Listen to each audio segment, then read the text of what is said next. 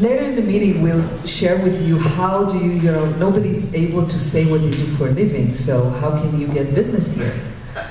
We'll talk about it later. And the key is to schedule one-on-ones with people and get to know them. And this is how I found out about the speakers that is going to come today, about her passion. This is, she's going to talk today about something that changed her ability to communicate with her clients.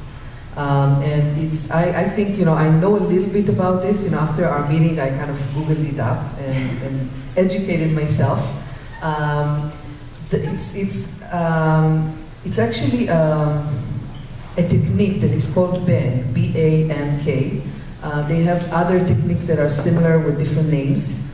It connects colors to people's personality. And once you understand somebody's personality, it's easier for you to communicate effectively with them. So it's really great because when you are meeting with people, if you read them right, you'll be able to get much more from them, or you know, or with them. And it will not be translated as, you know, you trying to sell them something, because they will already buy, you know, what you want to sell them, even without you trying to offer that. So I hope that represents it well. I asked our speaker to say something about herself, but she was so modest, so she didn't really give me a lot. So with that, help me welcome Terry to the front of the room. Terry's our speaker for today. And before you start your speech, maybe you can share a little bit about you. Well, actually, to be honest, I kind of snuck it into my slides. So, good. And then we can talk about it after we're done.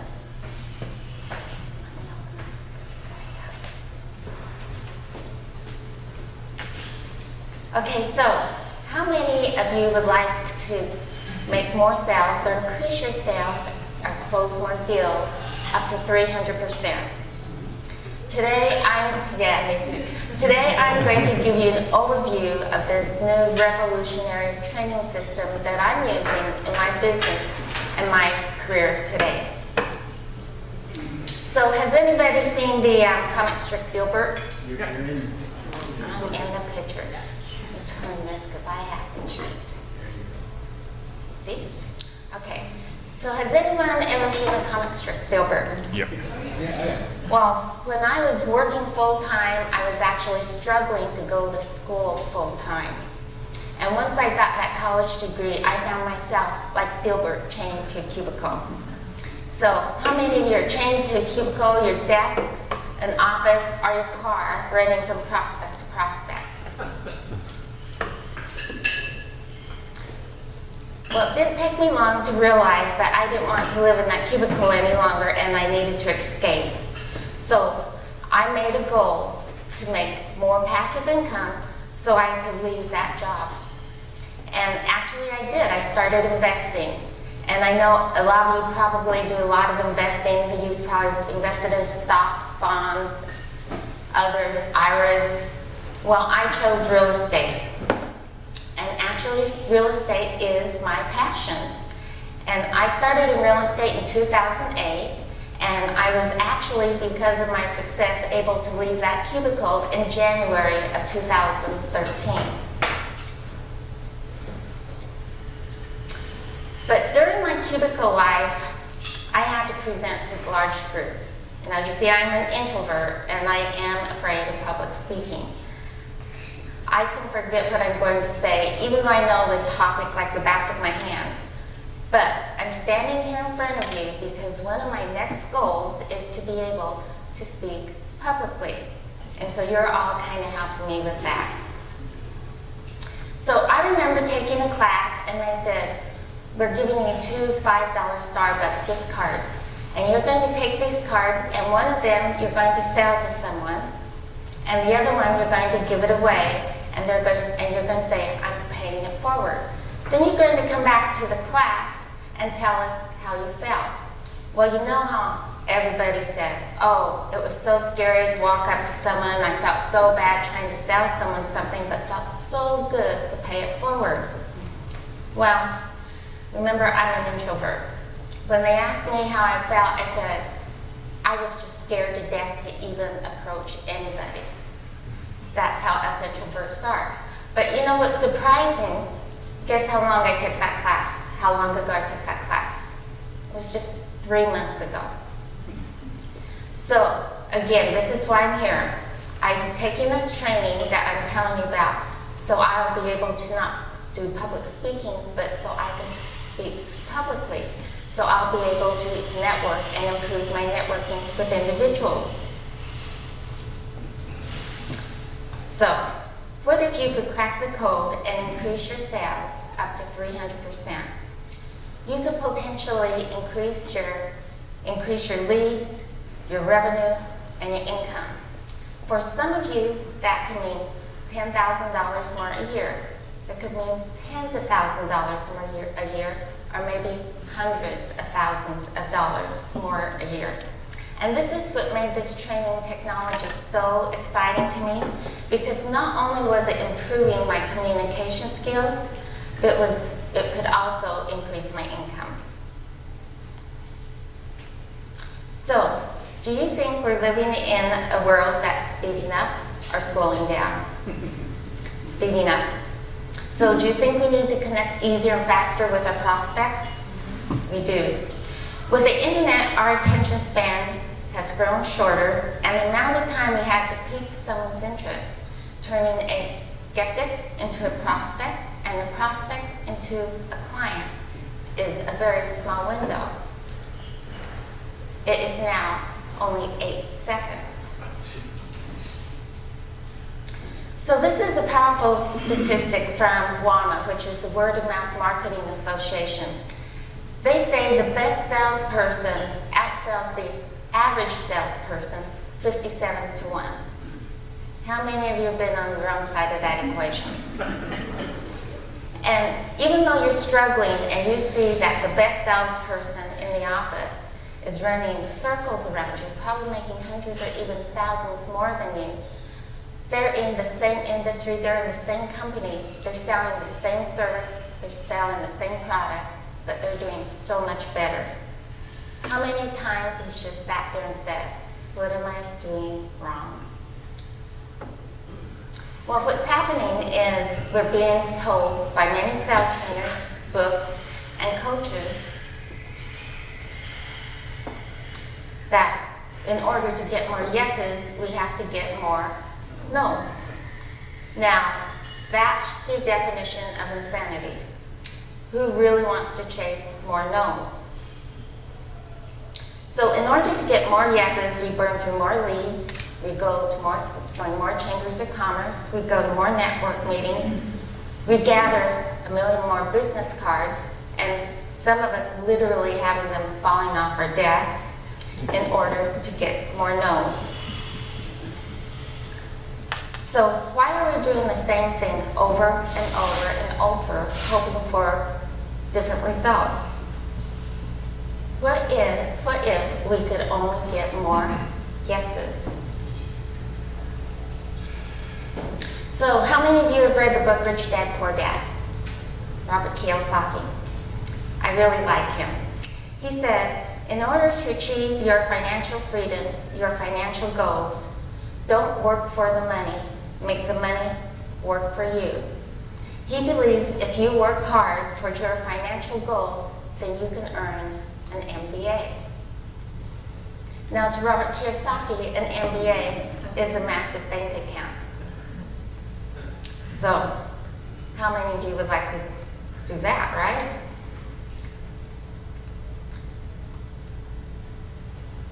He says in order to earn an MBA, you must own your own business. So many of you are independent business owners. You own your own business, or you're working towards owning your own business. But he says the ability to sell is the #1 skill in business you must have if you're going to be in business and survive financially. So, how many of us really truly make selling our #1 priority? How many of us are doing other tasks, other jobs? We're entering leads into our database. we're working our CRMs, we're just working around the office. He goes on to say, if you cannot sell, don't bother thinking about becoming a business owner. In other words, he's saying shut down, turn off your American dream, and go work for someone else's dream. Now, I don't know where you are in the belief system of sales because many people have a negative association to sales. Some people try to convince themselves they are not even in sales. They tell themselves they are not selling a service or a product, but they are sharing an opportunity. But just because you're in sales, it doesn't mean you sell snake oil. Selling is simply your ability to influence another person. See, when you learn to communicate effectively to a person, whether in business or your personal life, you are in sales. So how many of you are married? If you propose to your wife or your husband, you're in sales. How many have kids? Are they in sales? Yeah, they are. I remember going shopping with my parents, and we'd go grocery shopping actually, and if I wanted something like apples, I could go ask Mom. But if I wanted something really yummy like those salty potato chips, I would just ask Dad, because I knew he would say yes, or I could influence him more easily to say yes. So this item here, this device here you see, is called a cryptex. Has anybody heard the phrase cracking the code? It's kind of like a gimmick, but the cryptex was made famous in the Da Vinci Code, and it's actually made up of two words: cryptology, which is a device to lock up secrets, and codex, which is the paper or scroll something is written on. Well, Tom Hanks appeared in this movie. He starred in the movie. He was a historian, and he was after the secret of the Holy Grail.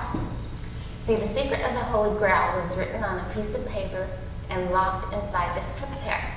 Now, if you notice, the alphabet is on every one of these dials.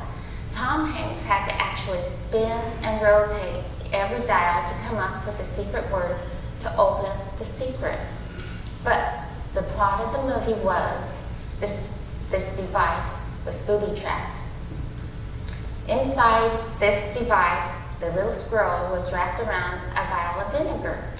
And if anybody tampered with the device or put in the wrong secret word, the vial of vinegar broke and poof, the secret to the Holy Grail was lost forever. So you think, what is the analogy between this cryptex in the Da Vinci Code and us in sales?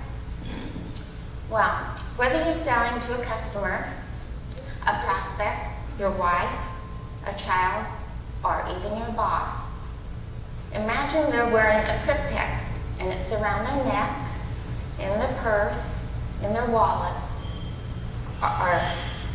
imagine it's in their wallet or even in a visible pocket, but you cannot see it.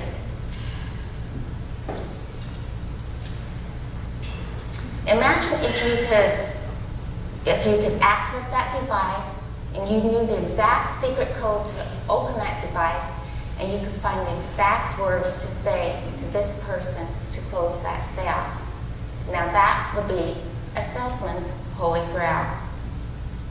How many times have you gone to an appointment hoping to make a sale and you accidentally broke that vial of vinegar, lost the sale, and came back with nothing?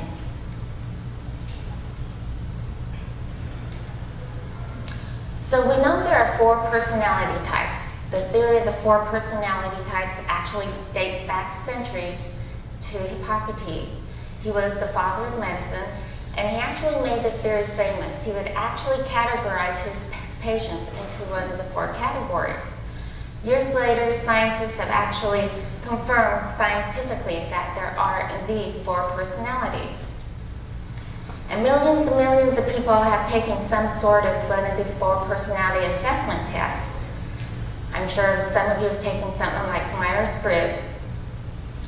But what's wrong with these assessment tests? These tests are not about them, it's about us. So after spending my hard-earned money on all these assessment tests and studying them, I have learned they really never made me more money. They never helped me close the sale, and they never directly affected my bottom line. So what you begin to realize is there's a missing link. If you studied any of these assessments, like the NLP or the Myers-Briggs, the astrology, the animals, you name them, they're out there. You'll find they're very heavy and psychologically based. None of them tell you how to modify your sales presentation according to personality types. None of them tell you how to get a yes instead of a no. They're made to tell you about yourselves. Remember, it's not about you, it's about them. So motivator and famous author Tony Robbins said, let your prospect determine your presentation. So if there are 4 personality types, how many presentations should you have? 4. 4. How many do most of us have? 1. So when you look at the 4 personality types, you know that we have some of each of the 4 in us. But we do have one dominant personality type. That means from a sales perspective, we are giving a sales presentation from our point of view 25% of the time to our matched prospect. What it also means is we are giving the wrong presentation 75% of the time because we're delivering our presentation to someone else that's not our matched prospect. So let's use an example. Let's picture the 4 personality types like 4 different languages. And you're out networking. And you approach someone, a potential customer, and you discover they speak French instead of English. Wouldn't it make sense if you could speak to them in French so you can make a connection and close the deal? What if in the early phases you knew they spoke French, you found out they spoke French, and you could automatically twist the gear in your brain and start speaking French to them? Wouldn't that increase your chances to close the deal with this person? So when you're speaking to your matched personality type, you may be able to close 25% of your prospects, 1 out of 4. But if you learn an additional language, a type, that's 2 out of 4, you've increased your sales influence by 100%. Now imagine if you add a 3rd language or skill, you are up to 200%. And if you could add all 4 languages, you could make the right presentation and influence all 4 types of people, you would increase your sales up to 300%. So let's look at BANK. BANK is an acronym. B stands for blueprint, A stands for action, N stands for nurturing, and K stands for knowledge. It is a little bit of a play on words. These are the personality types you will encounter in sales. Now what's important to understand is BANK did not just take all these personality types, regurgitate them, and relabel them. They actually were designed for you to go out and use in sales. They're actually designed for you to talk to your prospects. It's about your prospect's code. Once you decipher their code, you can speak to them the way they listen and they buy. So, B stands for blueprint. You'll notice the association with the color blue. And we use colors because colors help us remember. Now I want you to think of a box. When you use the word blueprint, I think of an architect. So when you think of the box, do you think that architect, would he be inside the box or outside the box? Blueprints are inside the box, in both in their thinking and their buying decisions. They're typically teachers, managers, and architects. Blueprints value stability, structure, They don't like change.